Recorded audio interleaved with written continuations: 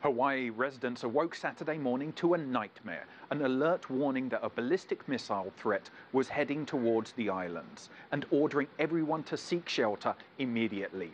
Except it was a false alarm. The alert, which was sent around 8:10 Saturday morning local time, caused panic among those living on the Pacific Islands.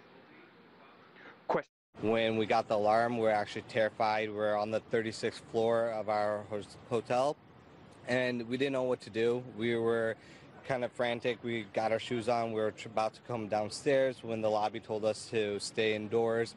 We're still nervous. Questions are now being asked about exactly how such a mistake could have occurred and why it took nearly 40 minutes for authorities to issue a correction.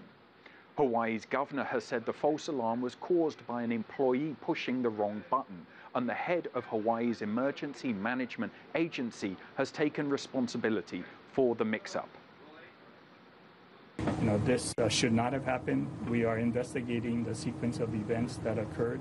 An error was made in emergency management, which allowed this false alarm to be sent.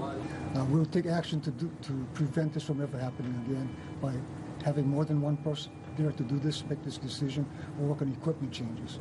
But again, let me finish the investigation. This is my fault. Hawaii's House of Representatives said it would open an investigation. So has the Federal Communications Commission. The mistake comes amid high tension in the Pacific over a nuclear standoff between the US and the DPRK. Hawaii has already carried out practice drills for a possible attack.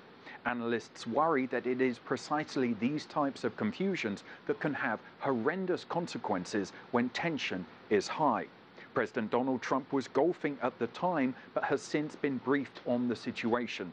In a statement, the White House said this was purely a state exercise. So Toby, what's next?